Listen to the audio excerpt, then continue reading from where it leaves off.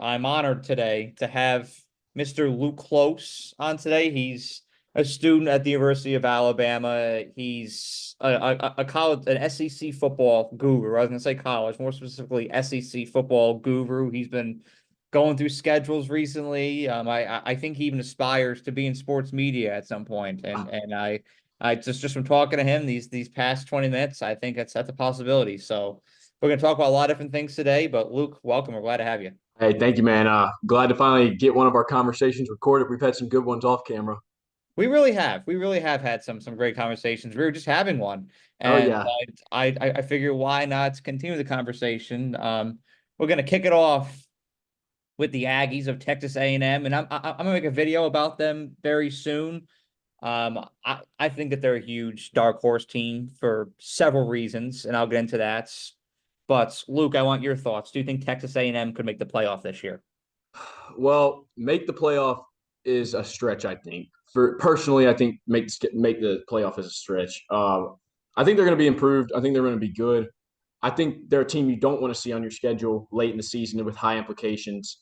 We're talking about Mike Elko and his brilliant mind, how he's won everywhere, turned Duke into a national. He had people talking about Duke in the national conversation for a little bit. So him with Connor Weigman, I think I think the SEC is just a little bit too good for them right now. I think they're probably a year. I have them in my year away uh, kind of category, my tiers. I think they're still a year away.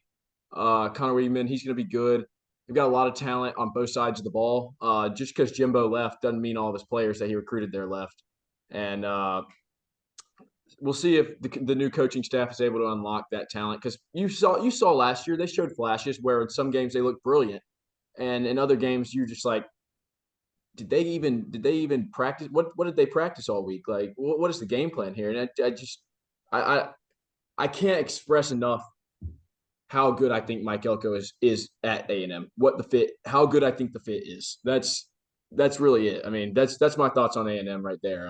But They're just so talented. Like all the pieces are there. Like and like you said, you've seen the glimmers. I mean, you even saw it back in 2021 when they beat Alabama in College like, Station, and then the shocked the wheels fell world. off in Oxford against Ole Miss in November when they were competing. And there's so many times where I look at this team and I'm like, there's so much promise, there's so much potential there, and it's almost like quarterback is the one position that holds the team back a lot. And granted, the ball hasn't really bounced their way when it comes to injuries. You had Connor Right. Weekman get hurt last year. Like Right. the ball hasn't really bounced their way with that. But if they can get him healthy for a full year and we finally get some good guidance, this A&M team could be dangerous. I'll just leave And, it at that. and I think a successful season for them is not it's not playoff or bust for them. They just need to see improvement, and they need to see consistency throughout the whole year. That's like you said, the wheels have fallen off a few times for them. And I think that's what all fans want to see is something that they can get behind and be excited about for years to come. You got to build the excitement up. Like at the end of 2021, there was a sense of excitement in College Station. Like, oh, we're building something. They started off the year ranked sixth, in the AP poll, and then of course there's that catastrophic 5-7 season afterwards, and left Aggie Yeah. fans like, well, like what happened? I mean that was one of those topics in sports you could pretty much make a study about. Like We it we was. paid this guy $100 million and we went 5-7. Yeah, like that was the narrative at the end of 2022. So I think it's just trying to bounce back from that. And of course, last year theoretically was a bounce back from 5-7, of I course. Yeah. But you've got new blood in there. That whole the Jimbo Fisher conversation isn't going on anymore. So can just focus on football in Aggie land right now. And I think you'll see it pay its dividends here soon. But there's another team, and I already mentioned them in my little monologue about A&M. But I want to hear your thoughts on Ole Miss, because I've been talking to some Ole Miss fans here in Dallas, Ah, and they think they're winning the national championship. They really do. And I don't think that they're completely out of their minds. Like they have a lot of returning no. guys. This is a very promising team, but they're in a very Top five competitive team, top ACC. five team So, preseason. what are your thoughts? I will say Ole Miss is a squad to look out for, especially with the new schedule change. They don't have to play Alabama anymore, so that's a monkey off their back. It's that you could look through their schedule, and I know a lot of Ole Miss fans always thought that that was just a guaranteed loss, but now you look through their schedule, and I personally I have them going 10-2 with losses to Georgia, and I think that they're Ole Miss is a team that I think could fall to a trap game, and I think the trap game for them might be Oklahoma. I think Oklahoma's going to show up a lot and give teams a lot of struggles. But as a team, look, you get Jackson Dart back. That's the leader of your team right there. You lose Judkins, which I think is going to hurt them a little bit more, but they're still strong in the running back room, right? And then Lane Kiffin's brilliance doesn't go away. Lane Kiffin has been a guy that's been able to do more with less so many times, and he finally has the more. So can he elevate to that level? Can he reach those expectations? That is what Ole Miss falls under because they've never had these expectations of we should be in the college football playoff. We should go to the national championship. We could be a top four seed. We could win the SEC. They really haven't. Hugh Freeze, they had it a little bit, but never a roster with this talent, and they haven't invested as a program in college football as much as they have this year. And I think this year is a huge year for Lane Kiffin because this is the first time that we saw what he did with those talented teams at Alabama. He turned those offenses into juggernauts. I mean, he made Blake Sims look like Michael Vick, like Lamar Jackson. He made him a all SEC caliber player and a number one seed at Alabama. So and I think that the Egg Bowl last year I think it was pretty disappointing for him, even though they ended up getting the win. It was a very sloppy game. But I think that last year, the end of last year is the only thing that kind of worries me about them because I can see sometimes with Ole Miss, there's just mental lapses and it doesn't seem like they haven't been in the moment enough yet. I think that they could go to the national championship, but they're gonna have to nut up and be a team, be the big guy. You go from the hunter to the hunted now, and that's what a lot of teams struggle with. Well, that's just the thing with Ole Miss too, is especially when they played Alabama. I I thought they were going to beat us at the end of, or I should say on here, Alabama, not us. You They're could say at us. halftime. We'll take you. I mean, I do have 2 degrees, but I gotta keep it.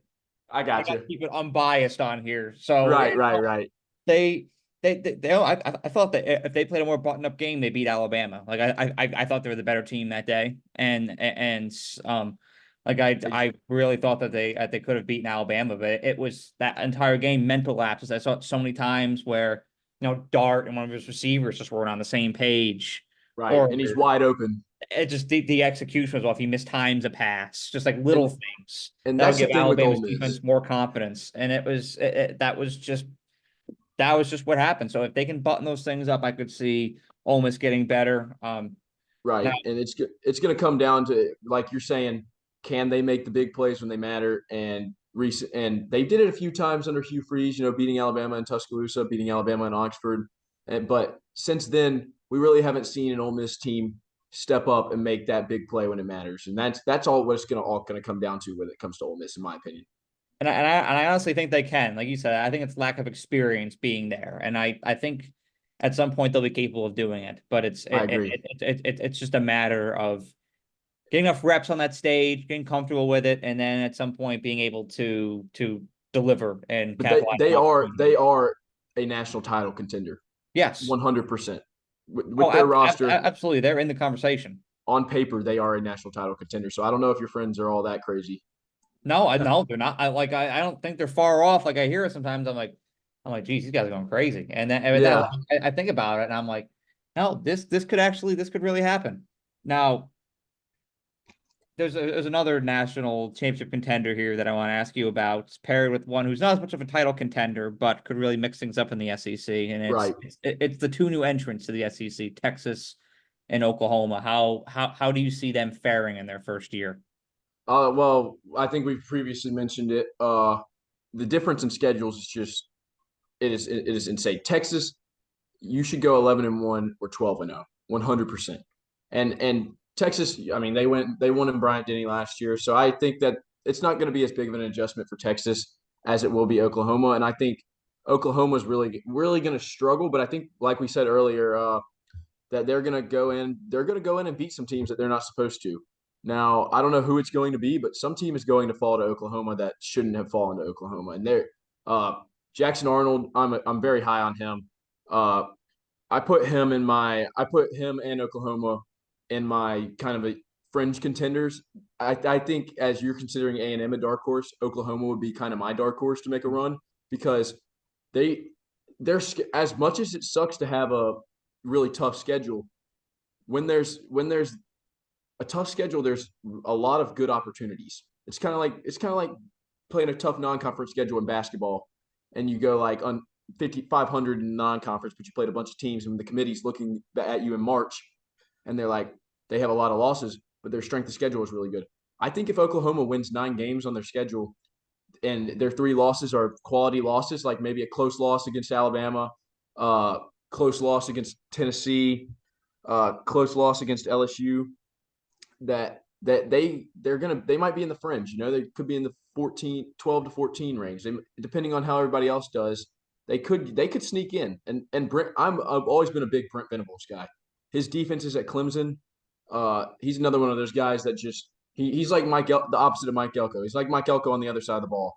He's able to put together a defense no matter who he has, no matter the personnel he has. I'm confident in Oklahoma. How they'll transition, we'll see. Because the SEC is, like we said, the SEC is a different animal. You're not going to Lawrence, Kansas.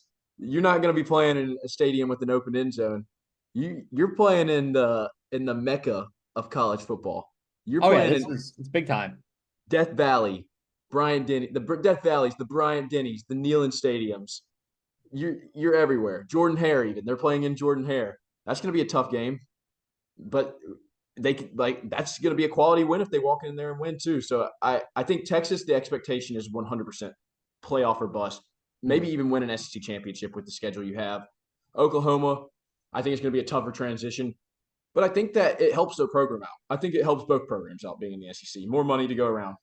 Well, there was I do think that there's going to be a curve for especially Oklahoma this year with going from playing in Manhattan, Kansas, and Ames, Iowa, to going to Death Valley and Tuscaloosa eventually and Neyland. Like it's just there's nothing like it on this earth. There's nothing like playing these places Yeah. on this earth. And then second of all, I do think that the Brett Venables hire in the long run was great for the Sooners for this. I think it prepares them for this moment because Oklahoma growing up was never a physical team. And there was Right. one play in particular last year, and the right down the street from here, and in the Cotton Bowl, the OU Texas game where they made that stop on fourth down. I Yeah. never in my life No. have I seen an Oklahoma team make a stop like that. I had Zeke sitting next to me, and I looked over at him. I said, I've never seen Oklahoma do that in my entire life. And he's like, facts. I've been watching this for years, and never have the Sooners at a fourth down stop like that. So No. And that's the you can area you're see getting it into. It's too. great. And you can see it too. You can see the improvement over the last couple of years in their defense. Not, I guess, 2022 to 2023, they still weren't incredible at defense, but they at least were kind of like figuring it out, becoming more physical. And then last year, it's like they just stepped it up another level.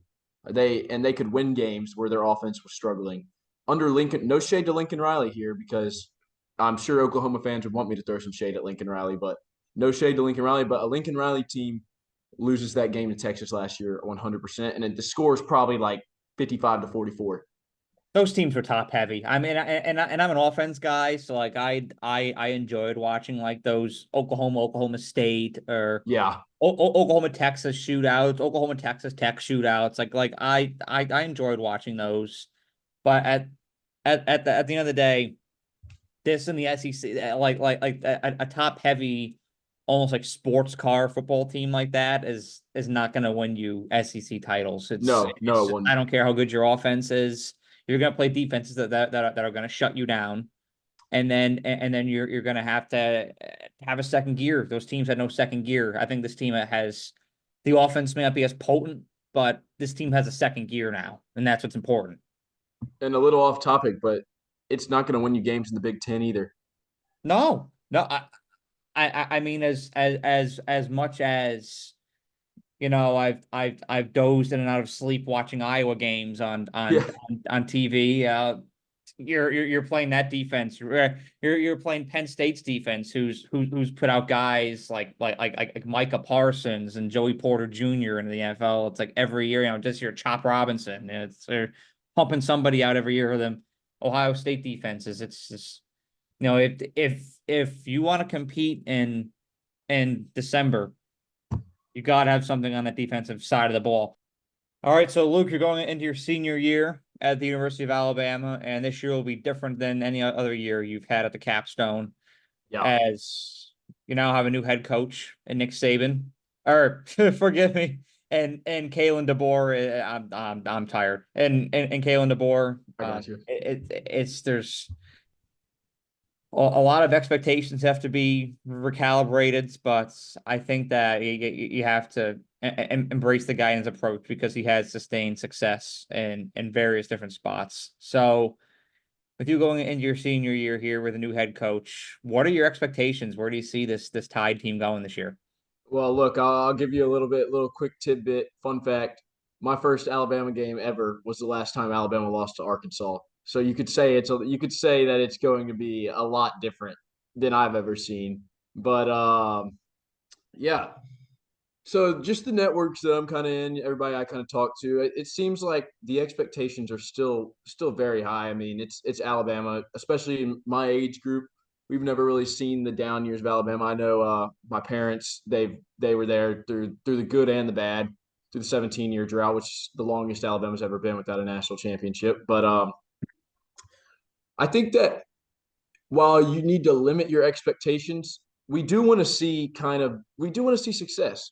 We still have the talent depth, the talent pool that Saban brought in. And first of all, no, this is no shade to DeBoer because he is on fire right now on the recruiting trail. He is doing great things on the trail. But yeah, he's won everywhere, and he's got the talent to be able to win here too. Milroe, I think under this DeBoer system will take the step that Michael Penix did as well. If I think that in my mind at least, there's 3 or 4 guys that are squarely in the Heisman conversation. I think Milroe will be in New York when it comes to December. That's just my personal opinion. The offensive system for him is perfect. Quick decisions, quick little short throws, and then just when the defense thinks you're going to throw that quick short throw, Jeremy Bernard right over the top, deep shot. Who transferred from Washington. Incredible. Nick Sheridan, losing Grubb. I really do wish that Grubb was here because just Grubb is very established. His success was established. What he was able to do is very successful on the offensive side of the ball. He's at Seattle now, same position, so good for him. But Nick Sheridan, he's not going to drop off, and he is a great quarterback mind too. So I think Milroe is in great hands. I think overall the offensive side of the ball, the staff was upgraded for sure. Going to the defensive side of the ball, people think that Alabama's lost a lot of talent in the portal, which we did, but they're overlooking Damani Jackson, former 5-star USC cornerback, Keon Sabb from Michigan, tough-nosed defensive back, can play almost anywhere on the field. You bring Malachi Moore back. That fourth and fifth DB, it's going to take a little bit of time. There might be a few holes. It's going to take a little bit of time for them to adjust everything. Kane Womack's system should be perfect. You need a ton of DBs for his system. Defensive line, you got LT Overton out of A&M, hometown kid. He's going to be awesome. I think the one thing that makes me a little bit nervous is the offensive line, simply because it's going to be a lot of quick movement. And you saw last year, Alabama, it was a pretty well-known fact that Alabama's offensive line was a bunch of big boys. I mean, what was it? Their average weight was like 355 pounds last year, and that's going to be that does worry me a little bit. I don't know who's going to start at right tackle. It's looking like either Formby or maybe Elijah Pritchett. But I think getting Proctor back was a massive addition. I guess subtraction and then addition. So who double negative, I guess. Double negatives make a positive. But I think personally, I think that a lot of people have already written off Alabama against Georgia. I don't think that's a good an easy thing to do, especially with playing at Bryant Denny at night. Don't think Georgia's going to be the superpower team that they were a few years ago. I think Alabama actually probably pulls that game out in Bryant Denny. The game that I would be worried about is LSU in Death Valley. That's the game that I don't think enough people are really talking about that game. I think everybody's focused on Georgia, but you're in the middle, you're late in the season. You know, you could be coming in there undefeated, especially if you beat Tennessee on the road. That's going to be another tough game. And you got on the road at Oklahoma then the week after. So that Death Valley game is really going to make or break a lot of things. And at that point in the season, I think LSU, at least when I was going through all 16 team schedules, I think I had LSU at also having one loss leading up into that game. So it's going to be I would not be surprised to see College Game Day there. First of all, I think that's the LSU at Death Valley. That's going to be DeBoer's biggest test. That's the most hostile environment in college football. You can't convince me otherwise. Brian Denny is awesome, but I've been saying it for years. The Alabama fans have become kind of complacent at Bryant Denny. I will say, last year the environment was 25 times better than it was in the previous years, and I think this year Bryant Denny, the excitement is palpable. You can feel it on campus. Everybody's excited, but I do think you need to lower expectations while remaining while continuing to have that standard for what Alabama football is and what we've seen Alabama football at. And I don't think DeBoer is going to drop off that much. I think Auburn fans calling him Husky Harsin, I think that they're going to learn real fast that this guy is not Husky Harsin. I think that's one of the dumbest things I've ever heard in my life. So, Well, that's why, I have so many people. I don't know if you how often you've been to Texas, but people that didn't go to Alabama out here, they don't really care for Alabama, and they yeah, make it known. I have whenever I'm out anywhere, whenever anybody sees I went to Alabama, they're always like, "You're gonna drop off this year," and I'm like, "Why?" Why do you think Alabama's going to drop off this year? And I'm like, Alabama has retains a bunch of guys from last year, right. and you did a great job going down the lists. So I didn't even mention a lot of the Prentice or any of dogs them. that played in the Rose Bowl, they are still there. You're having a coach who took Washington to the national championship in his second year there. Turned Fresno State into one of the best offenses in the country a few years ago. It's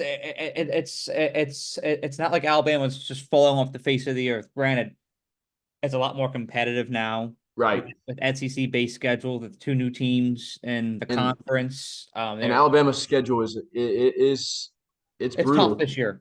It is. You're going to Neyland's and Death Valley, and Mhm. that Wisconsin game to me is weird. The Oklahoma Right. game to me is weird because it's two places Right. that Alabama doesn't frequent. So Right. those two games are both weird. But I do say this to Alabama fans, but just because from being there the past 3 years, a lot of them and yes, like the Rose Bowl was crushing because I Yeah. think Alabama could have won the national championship this year. So like that was crushing. I think everybody had every right in the world to be upset about that. Really gagged it away in the last 2 minutes. Hmm. Bad snaps, heartbreaking.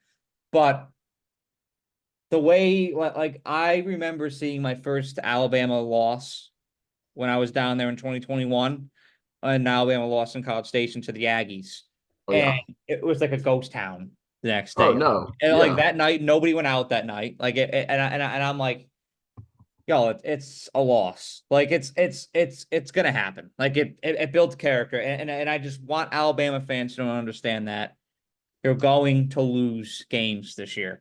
You're not going 12-0. It's not going to happen. So get that out of your head. You're going to lose games this year, but that's okay. I still see this team going 10-2, and also national championship aspirations. This is a team that, if everything congenializes the right way, I'm It's not going to rule it out. Like they can go there, they can win it all. But you also have to be okay being a seventh or an eighth seed because that could be the case. You could be squeaking in at 9-3. My prediction is 10-2, okay. but you could also be squeaking in at 9-3. you don't know. So Alabama fans, just recalibrate your expectations. Nick Saban is gone. I know Nick Saban is gone. You're not going to Kind bring of him gone. back. He's I'm gone. joking. What's that? I said he's kind of gone. He's still got his offensive Oh, grind in him, but he's got his he'll be fingerprints there. around. He'll be around. He'll be. Don't get me wrong. He'll be around. But as But your head coach, this is Kalen's program now. This is it's his Kalen DeBoer's program. program. I just don't want to see Alabama fans do the whole comparison thing Right. because That's not fair. That's not fair to DeBoer either. no, yeah, I know it's gonna happen. I'm gonna hear it this year. Oh well, the Saban would have done this. Oh well, that's not Saban. Well, no, it's not Saban. It's a new coach. Get over it. You have a new coach now. It was gonna happen at some point, and I speak with a lot of conviction about this because Mhm. being an alumni there, Right. I love Nick Saban very much, and I appreciate what he did there, but it was inevitable that we'd have to transition at some point. And like reality is out there. We've had a lot of success Yeah. over this past decade, and we just have to recalibrate expectations. But also, like you said, that standard isn't going anywhere because you have Right. guys there that can enable this team to And lift that standard. If they didn't have that, I wouldn't be saying the same things right now. there's a difference, and there's also a difference in dropping your expectations a little bit for what you think is going to happen and holding that standard, holding a team up to that standard. Just because you might lose one or two games doesn't mean the team hadn't played doesn't play hard or doesn't execute well. They might just make a couple mistakes.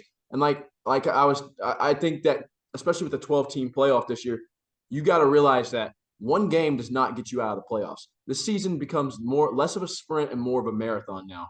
You don't want to you don't want to sell. Like I said for the Georgia game, I don't think either team's going to sell out their whole playbook to win one regular season game. Where in the end, that game's probably going to mean just as much as for you to win it as it is for you to lose it. It's probably going to be pretty slim with the margin of difference there because both teams are going to be valued extremely highly by the committee. If either of those teams walk into the postseason with two losses, they will be in the college football playoff. And I also heard this morning. I think I heard it on Josh Pate's podcast. Being 10-2 in the SEC with Alabama's schedule is a great position to be in. Like two teams that I can see this happening with is Alabama and Ole Miss sitting there Right. at 10-2 because if you're 10-2 in the SEC, you're likely going to be a 5 seed or a 6 seed. And if you're a 5 seed or a 6 seed, you're going to be having a home playoff game. Alabama or Ole Miss are not losing in Tuscaloosa or Oxford, respectively, if they have a home playoff game. Yeah. Yeah, like you're nine. You will see a 9-3 SEC team get in this year. Like it's good. You're going to see LSU or A&M slip in there at 9-3. So these 10-2 squads like an Or Alabama, an Ole Miss, and Missouri. that dark horse, maybe Kentucky. That could be a dark horse or your dark horse A&M. Who knows? But it's not a bad position because you get that week of rest. You don't have to play the SEC championship. Yeah, that's I was having that same conversation with one of my buddies a couple days ago. Is how important is the SEC championship anymore? It's almost like It's would you not. rather just take that week? You're gonna it does make it important because you win the SEC championship, you're gonna be a top four team. You get that extra week of rest, but you lose the SEC championship. You're gonna be playing in 2 weeks in your home building. You're at just adding another game to your schedule. Like it really. I'm interested to see. This like we mentioned earlier. This is a really big year for college football. And it's going to be super exciting to see the differences of a 12-team playoff compared to a 14 playoffs and how teams manage it. And it's this is just it's going to be a strange year. This is the first. This is the BCS to college football to 14 playoff was a big switch. This is a monumental shift in college football. Four Oh, absolutely. conferences, 12 teams. And I think that you're gonna have to. There's gonna be a lot of ways coaches are gonna have to revamp their strategies going into this year. They're going into these years to come because before it was all gas, no breaks. It was all chips on the table every week. Right. How do we survive? How do we escape this environment here in Tiger Stadium? How do we escape Neyland's? without a loss. You know, like that was the mentality. Now it's okay. Obviously, you're never going to downplay the significance of a rivalry game. You know, if you've got Alabama, Tennessee, or if you've got Texas A&M, you're never going to downplay the intensity of a rivalry game. Right. But if you're talking like Alabama, Missouri, or something like that, that's one of those games that could be viewed. Oh, okay, if we lose that game, like Yeah. yeah, you never want to lose. Like it's competition, but it's like, is it really the end of the world? Right. I'm with you on that. I'm with you on that 100%. So with that said, my last question is, we talk about that SEC championship and its significance, but let's talk about what could be the end result this year. Who do you have in your SEC championship? Well, if you're just looking on paper at who has the most favorable schedule and is capable of it, like we said, we don't think there's going to be any team that goes 12-0, but if there is, I think you got to look at Texas as the first team. I mean, their schedule is very, very light to say the least. I I could see them losing to Georgia, but I could also see them running. If there's a team that's going to run the table, it's probably going to be Texas with their light schedule. Team that would play them, I can't give you a definitive answer because I don't know what the tiebreakers will be in the end of the year. But I have a few teams that I think will go 11-1. The first team, I do think Alabama ends up going 11-1. That's my personal prediction. Might have a little bit of bias in there, but I'm willing to admit that it just as easy as we could go 11-1, we could go 10-2, 9-3. It's just going to be week to week. We're going to see how the team progresses. Next team, Missouri. I think Missouri is set up I think they have the best setup out of any team in the SEC, honestly. I think they're going to fly under the radar originally. They'll probably be top 10, top 15 to start the year. Um, I think their schedule sets up perfectly. I think they do drop that game in Bryant-Denny. I just don't see Missouri walking in here and beating Alabama and Bryant-Denny. It's homecoming too, so yeah. Yeah, right. Yeah, homecoming game as well. I can't see that. And then I think Georgia goes 11-1 as well. I don't think they're going to lose to Texas and Alabama. I think they'll probably go 1-1 in those games. And I do think that Georgia.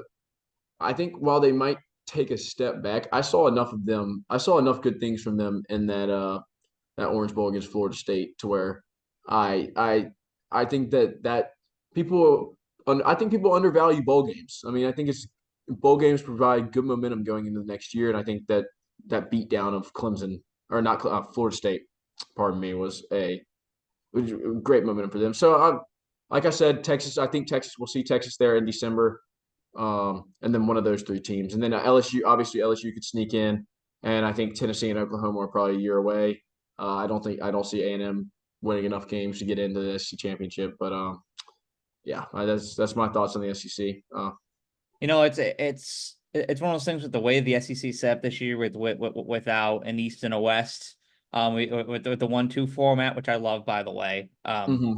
I just and just with the way the SEC looks from a competitive standpoint this year, like I think if anybody gave me any combination of Georgia, Texas, Alabama, Ole Miss, Yeah, I forgot Ole Miss. Missouri, or LSU, like if anybody gave me any combination of that grouping of teams, I wouldn't call you on it at all. Like if you drop like Texas A&M or Auburn in there for an Yeah, SEC championship, I'd be like, that could be, or Tennessee. I'd be be like like, that could be you need to go stretch. put something in bet. You need to go get a ticket in Vegas if you're putting Auburn in there. Yeah, that's that's worth betting. That's sportsbook worthy. But like Yeah, that combination of five teams right there, like I think that you can just mix that up in a bag and whatever comes out, like any combination of those five teams, I yeah. think is viable to be an SEC championship this year. And real quick, I do want to put Ole Miss in that conversation as well. I didn't mention them, but Ole Miss is squarely in that conversation as well. I think they're easily an 11-1, 10-2 to a 12-0 team.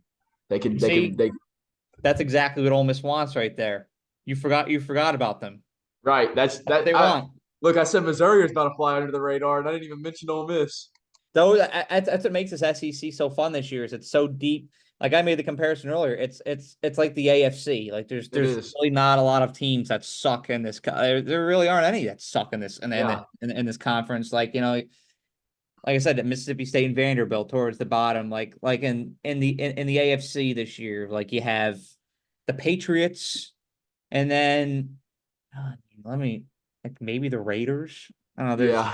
Yeah. Those are like your only two teams when you look at it that And the aren't going to be Broncos. great, and then have the Broncos. Broncos. Oh yeah, I forgot the Broncos. Outside of that, it's full range. Everybody's competing, and Right. it's the same here with the SEC, and like there's also like I know we have that grouping of five, but there's not this huge drop off between them and like your A&Ms and your Tennessee Oklahoma. down here in Oklahoma. I forgot to mention Oklahoma in that mix. Like, there's not this big drop off. So Hmm. it'll be very interesting to see how this all shakes out. But I want to thank you for coming on here, Luke. This was Oh yeah. a conversation. Anytime, man. Anytime. Just anytime you want to do this again, hit me up. I'm available. Yes, I'm no, not really do I'd just love to have you back on. I'm not really doing much here in Tuscaloosa right now, so there's not much going on. You wouldn't believe what the city looks like when there's no football on. But we're only about 70 days away, so Oh, I would believe it. I spent the past 2 summers there. I would believe what it looks like without football. It's or students there. Like it's, but you yeah, see, it was always It was always relaxing. a lot. I always loved Tuscaloosa when there was no people there. But when it becomes August, you start to create late July, early August. You start to create everyone coming back well, again. hey, I think we're 78 days away from Alabama football. So I got the countdown going, and I guess that means we're about 68, 71 days away from normal college, from just week 0 games. So until then, you gotta get your studying on. It's close. It's close, It's dude. it's I'm closer pumped. than you think. It's gonna I'm fly. so It's gonna pumped. it's gonna sneak up on you. I cannot wait. But Nope. thank you so much for coming on here, Luke. And Absolutely. thank you all for watching. Have a great day. Thank you so much for watching this video.